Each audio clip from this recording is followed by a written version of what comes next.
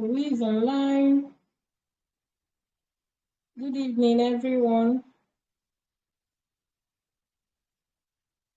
Good evening, homemakers. It's 9 p.m. Please do well to remind other queens that we are live. Someone help me go remind them. Go wake up your sister. We are live. Let's give them a little time to come on while we enjoy this worship.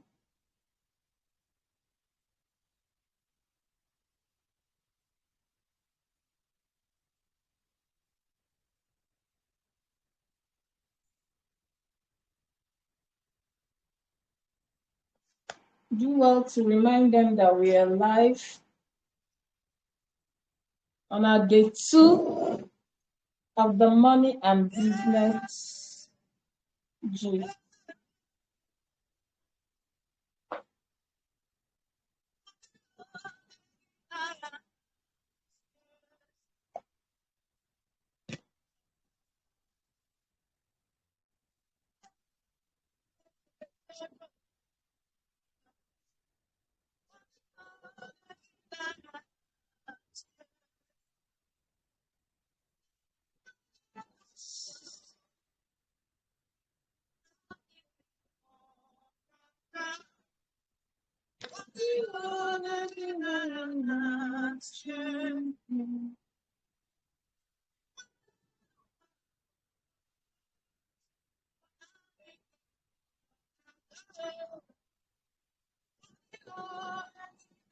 I hope you are with your journal because we have a lot of learning to do here tonight.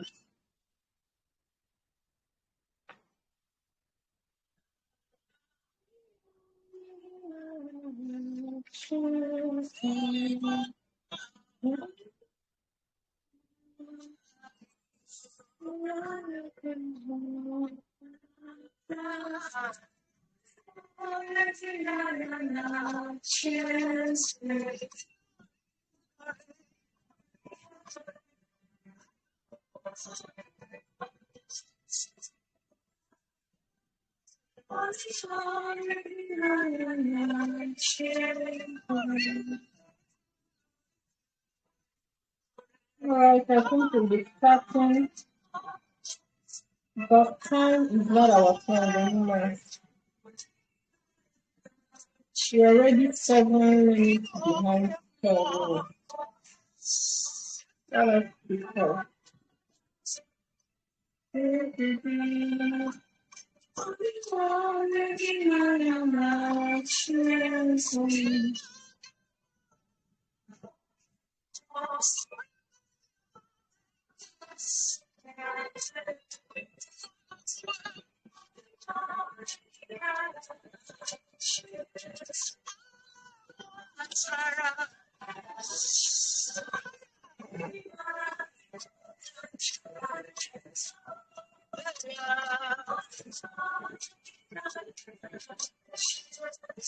Father, we thank you for this night.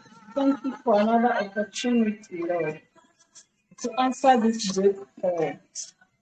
Health, money, and business conversation. Thank you to welcome me to this meeting tonight. To ask for wisdom as we deliberate, as we read and review the book, our book of study. Thank you for new insight that we are getting tonight. Thank you, because we know that you're giving us new and great insight into our finances and our business life, even our career and our life generally. Lord, we thank you. Blessed be your name. Come and take control of this meeting. Take charge. To the glory of your name, O Lord. In Jesus Christ's marvelous name we are praying. Amen. All right. Thank the Lord for this opportunity. It's a great privilege that we are here. So this is day 2. Yesterday we just had our general gist, and tonight our job tonight is to analyze chapter 1 of our book of study, and also to talk about attitude 1 of the rising woman. Yes, I'm sure you agree with me that one of the reasons we are here tonight is because we want to rise in our finances, in our life general. We are the rising women because we rise to our full potentials. So let us move into this. Let us move. Please, if you want to anchor any of the days, do well to let me know. And if I call you up to do so, please oblige us and give us your wisdom too. And if at the course of this meeting you have something to say, just raise up your hand and I'll give you the opportunity to speak. Like I said earlier, this is not a one-man show. We are here to learn from each other. All right. Chapter 1 talks about broke. That's what she captioned chapter 1. I'm sure you must have seen that in your e-copy. It is captioned broke. And she's actually trying to define the concept of being broke, and try to explain what leads to being broke, what it truly means, what it really means, and what leads to it. And she started with the story about Zuri. In fact, this book is about the story of a character called Zuri. So this is in a novel form. And she started talking about Zuri. And I started by Zuri saying to herself, I can't believe this is happening to me. Zuri panicked as she shook her head and stared at her account balance. It was the middle of the month and she had a little over 80,000 left in her bank. To be fair, this would seem like a lot to some people. This is actually someone's salary, but her expenses told different story. This balance will barely make a dent in the bills she had piled up. So it doesn't matter that she earns more. This Zuri earns over 600. If you read down, you see where she said that she earns over 600,000. And she's left with 80,000 at the middle. In the middle of the month has not even, and it's not even coming to an end yet. So her next salary is not even in view yet. But she is already panicking because she has just 80,000 and she has bills piled up to pay and even debts to pay. So it means that Zuri is broke. A single lady that earns over 600,000 is already broke. So this is how the writer Arase Ugu explained being broke. And then for me to review this now, what I got from this is that sometimes being broke is not because of how much you earn, but because of how much you spend. It's a lifestyle challenge. So you can see someone who earns 30,000 or even 10,000 but never broke because the person spends according to her capacity. And then most times we women, this is actually our problem. Our spending life is actually a challenge. And number one thing I got from this chapter 1, the story of Zuri, is what makes her broke? Why is she broke? Number one, insisting on wearing designers. You see where she mentioned the kind of clothes she wears, the kind of handbags, Chanel, Louis Vuitton, all those big names and big designers. They are all in her wardrobe. And this lady is broke. You can imagine. Some people's life savings cannot even buy the Louis Vuitton that she has, but she is broke. Number two, eating habits. Her eating habits is also part of what is posing this challenge to her. What she eats, where she eats, and how she eats. Yes, she what she eats. If you read it, you see the kind of food they order when they go out, where she eats. You will see the kind of restaurants that she names, because as she was still thinking in this chapter one, as she was still thinking about her state of being broke, about her financial state, her friend came in, and she has even forgotten that they had appointments to eat out. This is a lady that lives in a house that she pays millions in Lekki Phase 1, and she doesn't even have foodstuff to cook at home because she has formed the habit of eating out. And she's not just eating out in the nearby buka, she's eating in big restaurants, restaurants that have surname, that kind of thing, and it has become a habit for her. Okay, number 3 is about the competition, a class that she chose for herself. She chose her competitors. Maybe the people she's competing with don't even know that she's competing with them. And the fact that she's the one that chose the class that she puts herself in, the class that she must carry a Chanel handbag and stuff like that, that she must live in Lekki Phase 1. She chose that. She's just busy having competitions by herself. So it's not about how much she earns. All these things are what's contributed to her being broke. Remember, we are having money gist. So some of us, we have been broke before, or we are even broke now. This is a call to look within. To look within. After reading this chapter 1, you look at yourself. I mean, my story might not be exactly like Zuri's own, but something about Zuri could remind me what my own story is like. So being an African woman, another thing I gathered from this chapter 1 is that being an African woman is not a reason for dependence. Because her friend came in and was telling her that why she was broke. Her friend ignored these 3 reasons I mentioned and was busy telling her that why she's broke is because she doesn't have a man in her life, that she's acting this independent woman and all that. That if she has had a man in her life, she won't be broke. And that is a big lie. It's these 3 lifestyles that she needs to change. It's not about man. And from her friend's mindset, I gather that being an African woman is not the reason for dependence. Because the lady was telling her that because all these people that were raised abroad, this your abroad mindset. No, that wasn't why Zuri was broke. Zuri was broke because of the way she handles money. So it's not because she's being a Western woman. Being an African woman is not a reason. Or you can be African woman and not depend on anybody and multiply and manage your money properly. So the man in your life is not an El Shaddai. This is another important point. The man in your life, be it your husband. Okay, in our setting now, we are homemakers. Most of us are married, some are single. So whichever man, are you dating someone to marry? Why are you dating him? Is this so that he will come and solve your problems?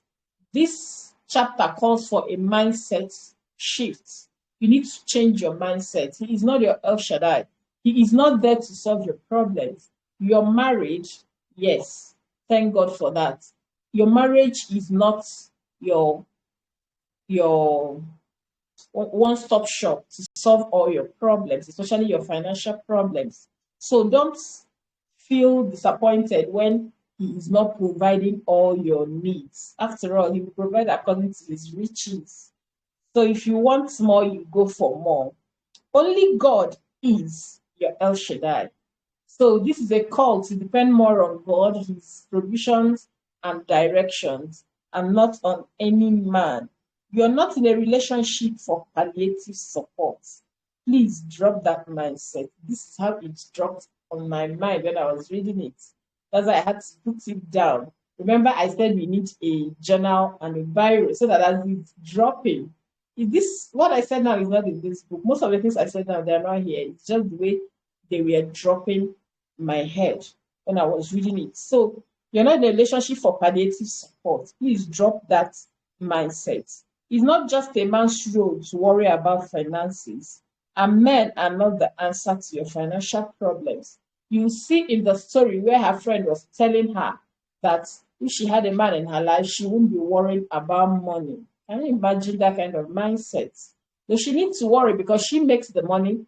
She did see more than 80% of her money. The months have not ended, and under 30 days, under 15 days, her money is finished. So she should worry because it's not a man that makes the money for her. If she's capable of making her money, she should be capable of managing her money. And why we are broke most times is because of that lack of capacity to manage our money. So it's not just a man's role to worry about finances, and men are not the answer to your financial problems. Because of her friend telling her and advising her to go get herself a man, her problem is not man. Her problem is financial knowledge, financial intelligence, financial management. Is not about money, and also self leadership. She's not being able to lead herself properly. She's busy setting competition where none is existing. Sometimes when you carry that your designers or wear that your designers clothes, most people you meet on the road that they don't even know that you're wearing designers.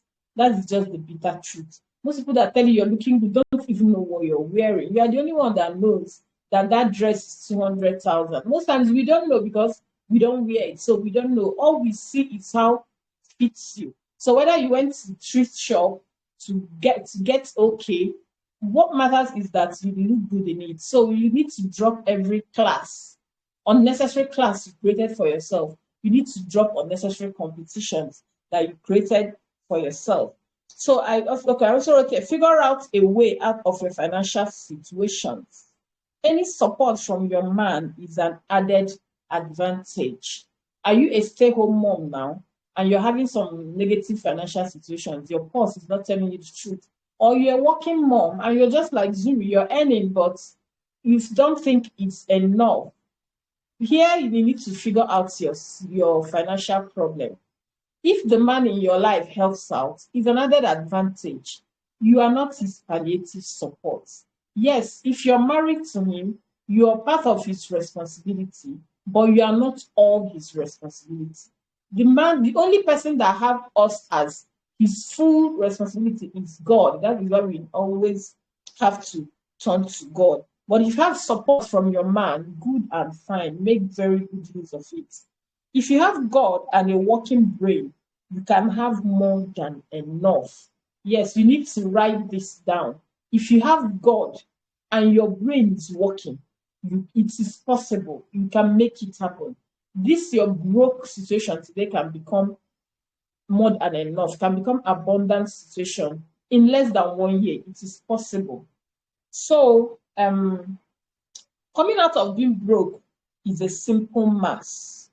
Either make more money or cut back on spending. This is what I got from the lessons from this book. Coming out from being broke is a simple math.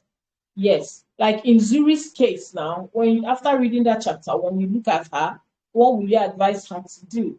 Either she cuts down on her spending or she finds a way to add more stream of income. If she must maintain that lifestyle, let's assume that her life depends on maintaining that humongous lifestyle, that class that she set for herself.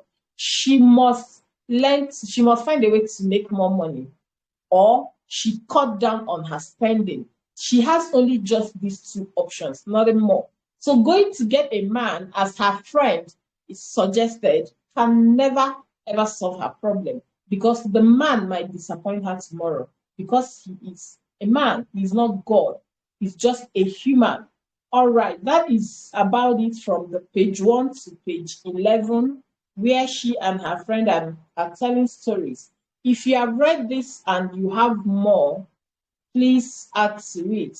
Remember that on this page, this book is pinned, the e-copy of this book is pinned on this our Telegram page. You can always access it and read for yourself. It's a very interesting gist, honestly. If you're a gist lover like me, go and read it. You will enjoy it. It's not just other motivational books that try to motivate you. No, this one is an eye-opening book and is in a story form. All right, let's come to the smart money lessons. Smart money lesson. What is broke? What does broke really means in our African setting, what is broke? And they said in sub-Saharan Africa, less than 1% are born into wealth, and under 10% are born into the middle class. In general, we are not taught in any formal framework how to keep money or grow it. This is a normal, or should I call it a general African problem. We are not taught about money. Just that this generation now, they are getting more woke. Parents are now teaching their children about money. Even in our Eden Seeds Club last year, we tried to teach our kids about money, and we are going to continue. So generally, we are not taught about how to. We all know how to spend. When our parents get their pay or their income, they write lists and give us to go to market and buy the things needed in the house. We are not taught on anything on financial management from home. That is just it. It's just that when you make mistake with family finance or any finance that's given to you, you get spanked or punished. That's all we know. But we are not properly schooled about money. That's just it. So basic personal finance skills are difficult to learn. Yes. Financial management is a skill, and just like every other skill, it's not easy. Just like learning how to make clothes, you need to be patient with yourself and learn a step after the other. Learning how to bake, learning how to repair car, whatever you want, any skill doesn't is not usually easy. Let me put it that way. So the same way, this financial skill is what will take time to learn. That is why we set up this exercise that will come together and learn from a book and also from ourselves, because financial skill is a serious matter. So, okay, broke means if you lost your primary source of income today, you wouldn't be able to maintain the lifestyle you have become accustomed to because you have no assets to rely on.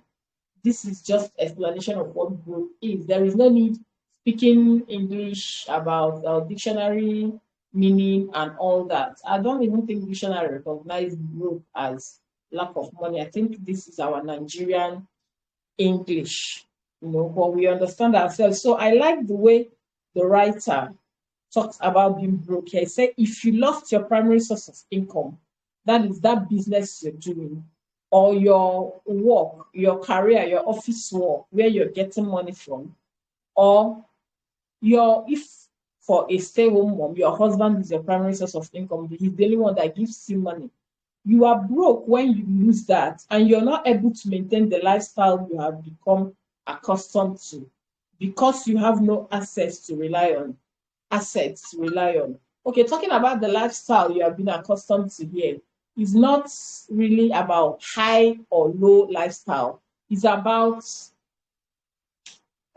any lifestyle you have chosen. It could be a middle class lifestyle, it can even be a low one, but you are broke when you lose the source of income and you cannot maintain that lifestyle. That lifestyle could be eating one piece of banana a day. It could be as low as that.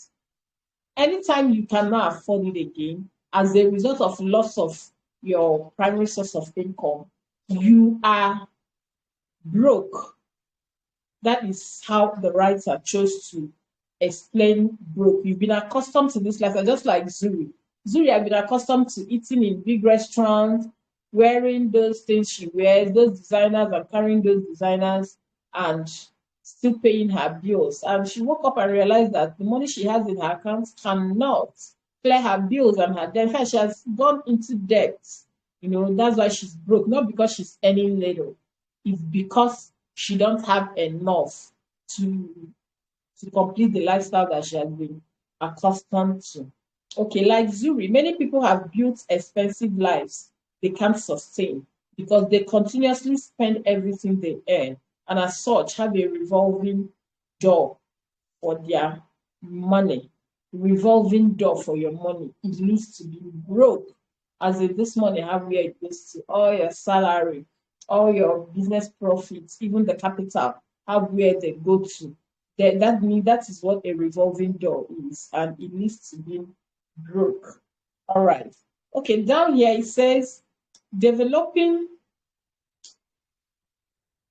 Developing a wealthy mindset requires the understanding of the concept that the way you spend, invest, and manage 10 naira is the way you will spend, invest, and manage 10 million. This is one of the lessons I learned on my own recently, and it's actually not a very good news if you're a spender.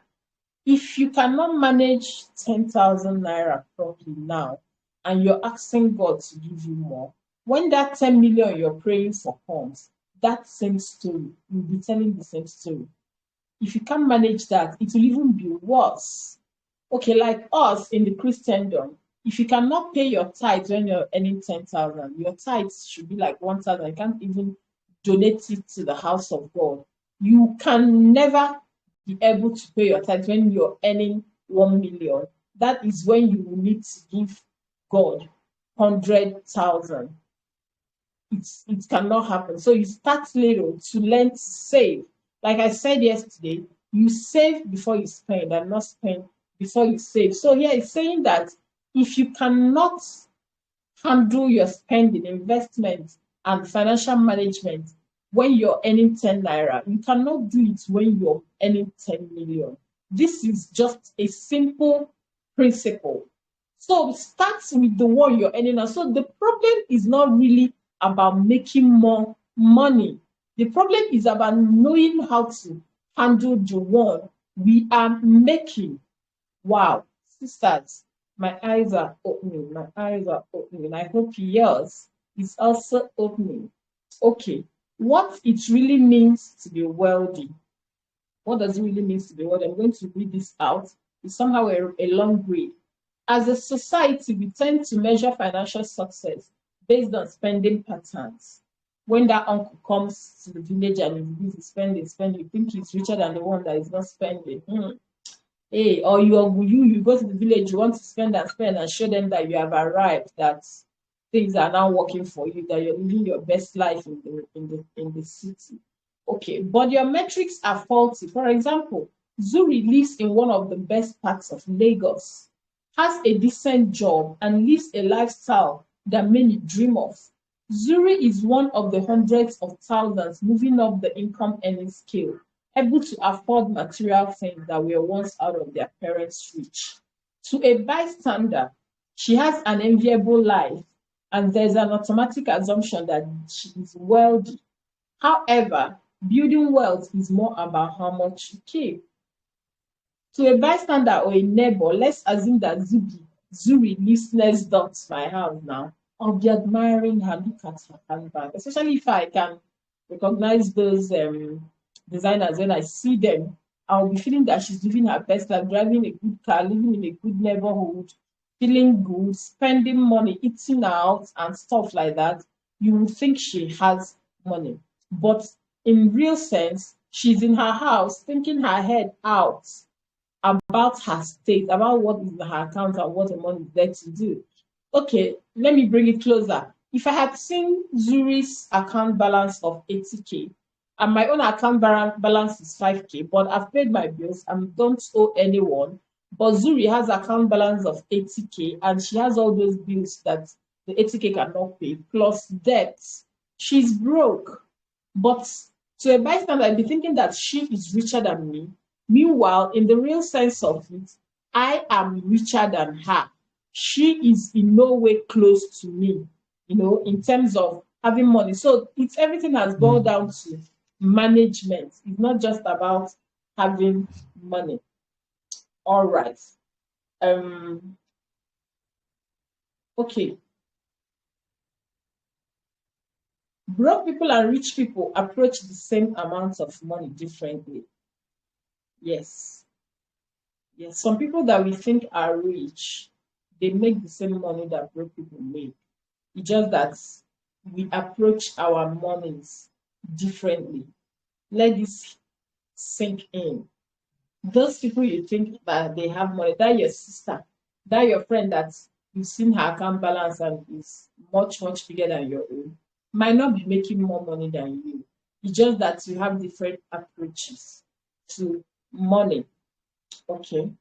Broke people think it's about how much you earn, but rich people know it's about you, how much of your income you are able to keep and convert into assets. Like we said earlier, building wealth is more about how much you keep. It's not about your spending pattern. The fundamental difference is that wealthy people understand the relationship between how we earn and how we spend, and they know where the balance is. Yes, wealthy people knows where to cut the balance. Wealthy people immediately they receive their salary or their business and profits, they remove their savings and know that whatever they have is what they have. For example, where you're working, you're being paid 100,000 naira monthly, and then you insist on saving 50%. So you see yourself as someone who earns 50K. The earlier you see yourself like that, the better for you. Because if you see yourself as someone who earns 100K, you want to be spending 100K. The other 50K might be something you're planning the next 2, 3 years. You want to start a business. You just see yourself as someone who earns 50K, and it will help you. So down here, she talks about active and passive income. She described active and passive income. I'm going to read that out. He said active income is the income you get from services rendered. It is usually your income from your job or business. For example, if you work at a bank and you make 300,000 a month as your salary, that's your active income. Or if you run a catering business and you make 3,000 profits every month, that is your active income. That's the money that you are working for immediately as you're seeing it, that is your active. You're really active in making the money. Then your passive income is in simple terms, is money that you make while you are sleeping. This is where I want to be. This is what I am working for. It's true that you don't just jump in and into making passive income. You build it over the years. And that is what every wise person should try to do. Because I'm not going to be as strong as I am forever. Even if I'm going to be, I can be resting. I mustn't be old to rest. Passive income is it, ladies. Passive income is where we should be heading to. In fact, we should be on the streets of passive income, working for passive income. So she said passive income is simple terms. In simple terms, is money that you make while you're sleeping. It is the income you get regularly from investments you've already made. Good examples are dividends from a stock portfolio or rental income from a property you own. For example, you made money and you built houses while you were actively working. And later you now be earning from those houses. Even while you sleep, tenants are paying you. That is passive income. Or from stock. You buy shares and they are paying you. Meanwhile, we need someone to come here and educate us on shares because we really need to get into it. I listened to a wise woman saying that if you drink Coca-Cola and you don't own shares in them, you're deceiving yourself. If you're on Facebook, like all of us are, and you don't have shares with Facebook, you are deceiving yourself with the company. If you are, what else? You're buying iPhone and you're using phone and you don't have shares, you're just making money from them. And shares is another way of having a passive income. So someone needs to come here and teach us about shares. And please don't even marketing business for us. All those bring to people that bring to people, please, we don't need that. It might be working, I don't know, but I don't think we need that here. We need other source of passive income. So we need to learn more. If you know more, please bring it on. All right. She now went on to say, what is then financial freedom? I think that is why we are here. It's part of our reason for coming here. We want to have financial freedom. We want to start business. We want to have multiple streams of income. We want to become homemakers. We want to slay from home, as in making things happen, making impact, even as homemakers, whether we are full-time stay home or we are working from home, homemakers. Yes, remember that in Hidden Homemaking Queen's circle here, we believe that every woman is working. Whether you're earning from your work or not, you are working. Whether your work is washing dishes, training children, taking care, you are working, my sister. We are all working. Every man is working. Some are working outside the home. Some are working from the home. Some are working in the home. So whether you're being paid or not, we are all working. Okay, what's the definition of financial freedom? She said financial freedom is when passive income exceeds your expenses. That is where we should be. When your passive income is more than what you spend, as in that money you earn while sleeping, you don't finish it.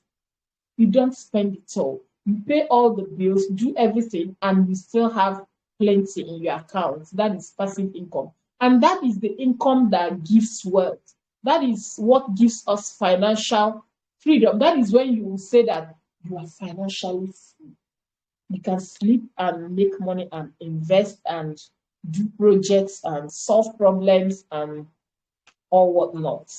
So that is when passive income exceeds your expenses. And that is where we are going to. And we know that we will not get there by just praying. Yes, we are warrior queens. We pray. We are Jesus girls. But we know that there is something Jesus is expecting us to do so that he could bless us, bless us. And the thing will continue to happen. Okay, for example, ideally, the goal is to get to a point where the assets you've accumulated can pay you enough of an income to pay for your lifestyle, your chosen lifestyle. For example, rental income from a property you own can buy you a car or a holiday to the south of France, or the dividend check from your stock portfolio can buy you a Chanel bag. See, my own problem is not Chanel bag. My own problem is holiday at the Caribbean island. Oh, girl, who wouldn't want that? But this is not what you do with your salary. This is not what you do with the profits you get from your business. You're supposed to invest that profit in any other place that will make you money while you sleep. And you now use that money you make while you sleep to do that. So while I was reading this, it dawned on me that most of us have not been wise. Why will you take from your active income to do holiday? Whatever you get or you save from your active income should be for saving, for other investments. When you invest it in other things, it gives you the money for the holiday or for the big lifestyle. Like Zuri, the life Zuri is living is not bad, it's good. Who no like better thing? We all like good things. It's just that she's living that life from her active income. If she was living that life from her passive income, she wouldn't be broke for any reason. Wow, beautiful lessons, I must say. Wonderful lessons. Please put down on the comment section what you have learned from this chapter 1. We've come to the end of chapter 1, and when we are done with the exercise here, then chapter 1 will end. So from everything we are saying, we've learned what being broke means, what leads to us to be broke, the lifestyle we live, the competition we set up for ourselves, the class we put ourselves in, when we are spending from our passive active income, using it to fund the lifestyle that we've chosen, it means that we are going to be broke soon. But if you want to maintain wealth and also to have financial freedom, you must have a passive income. We must have passive income that gives us money even while we sleep. So, ladies, it's time to put on your thinking cap. Think. Sisters, think. What is that we need to start doing now so that in a few years' time, we'll start earning from our passive income and start living the life that we've always dreamt of? Wow. I love this book. It makes me to think. This book, as I said earlier, I've read it twice, but look at the new insights I'm getting just because we are having this conversation here. All right, the exercise is about net worth. What is your net worth? So calculate your net worth. Your net worth is your assets minus your liabilities, and give yourself it gives you a snapshot of where you stand financially. Hmm.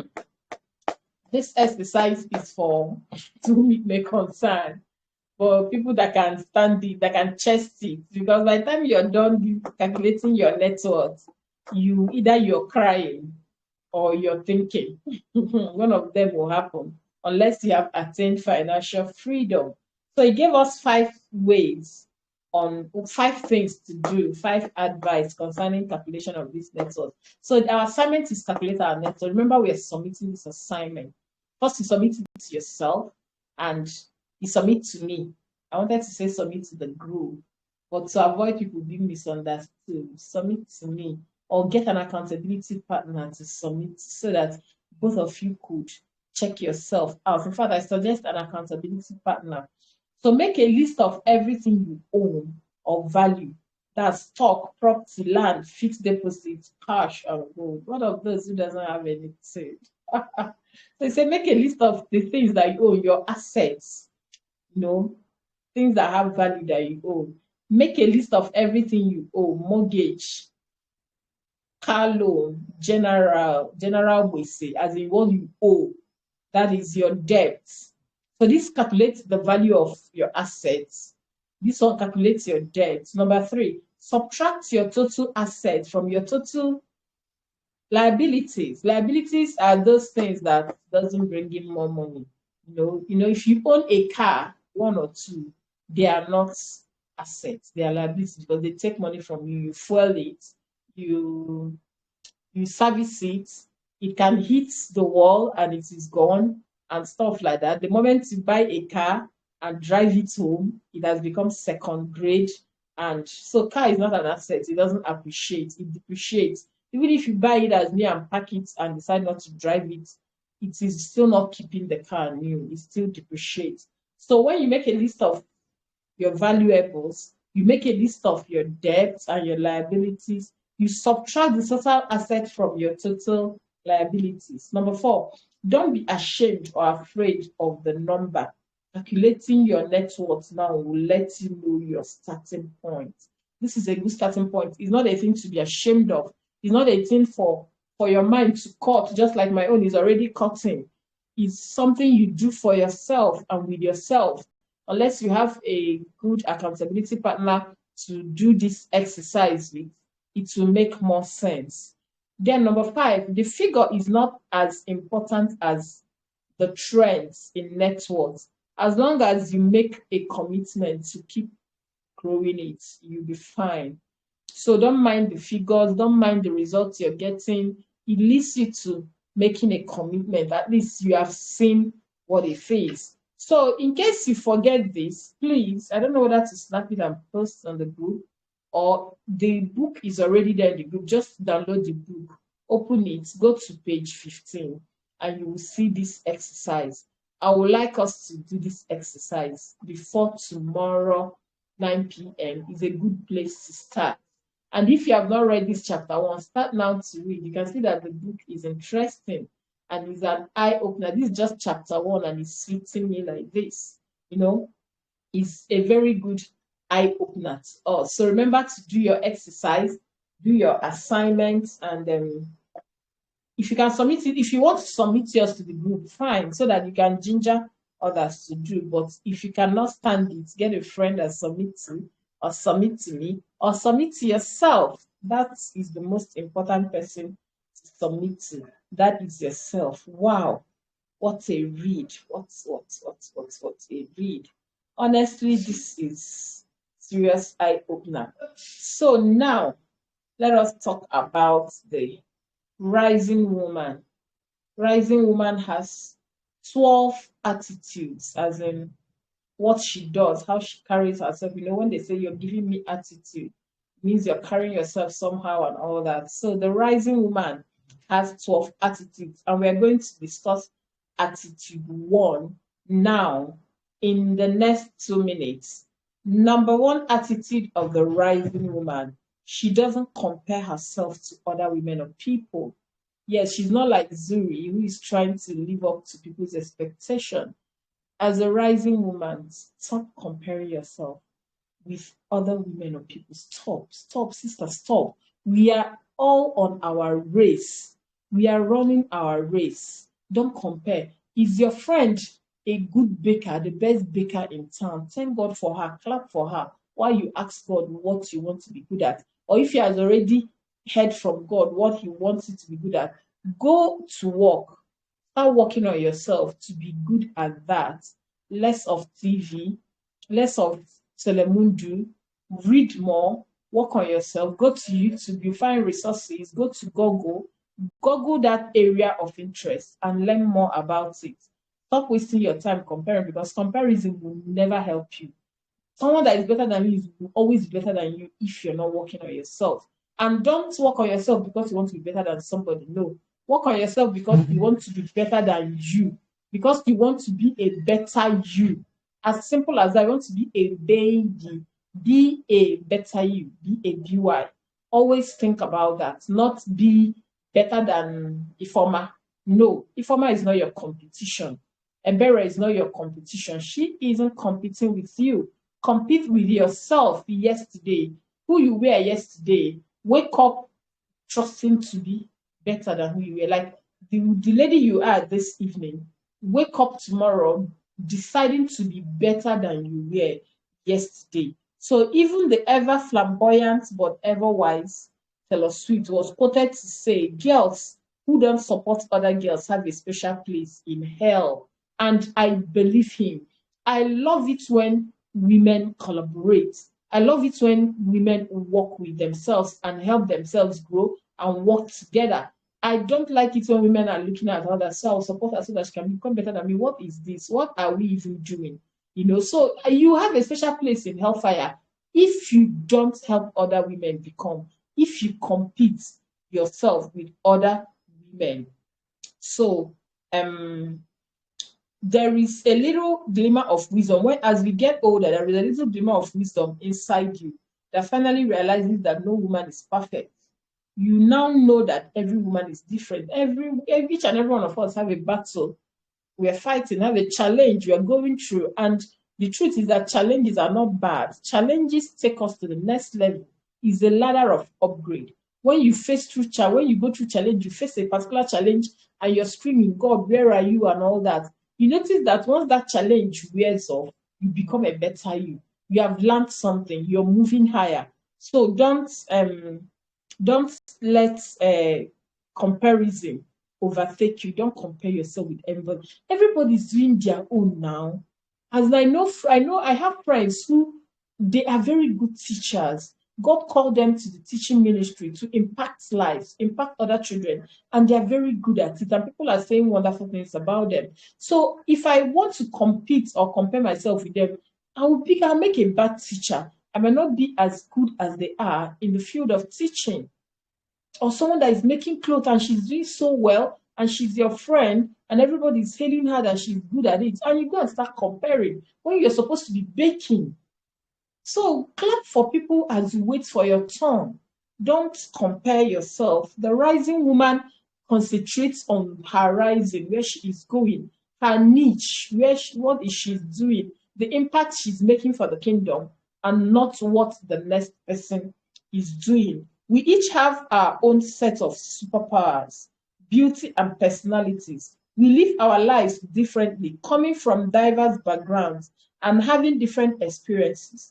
There is really no point in comparing yourself to other women and people. Your life is yours to live. Allow yourself to grow individually without mirroring the life of others. Now, channel that energy that you're using to mirror the life of others to become a better version of what you are already. This is the attitude of the rising woman. That is the attitude. She doesn't compare. She's not competing. She's on her lane and she's getting better at it every day. So with this, we have come to the end of today's money and business gists. Yes, we're just starting and we're getting better. We'll be talking about businesses to start as a stay-home mom and businesses to start as a homemaker and stuff like that. And We'll be bringing in our sisters who are doing business at some point to come and discuss their challenges, how they started, and all that with us. So, ladies, at this point, let me love you and leave you. I pray that whatever we have learned from this chapter 1 today, that it will grow deep inside us and bear beautiful fruits. That from now onwards, we will know the things that triggers us to be broke, and we know how to work on them and not live a life that looks at people, but a life that looks inwards to become better people. In Jesus' name, amen. Thank you, ladies, for coming on board. Thank you for listening to the replay and dropping your comments. Please do well to drop your comments. And if you'll be watching this on YouTube, please subscribe to this channel and like this post. Thank you very much and have a great night as you rise to your potentials. Good night. Bye.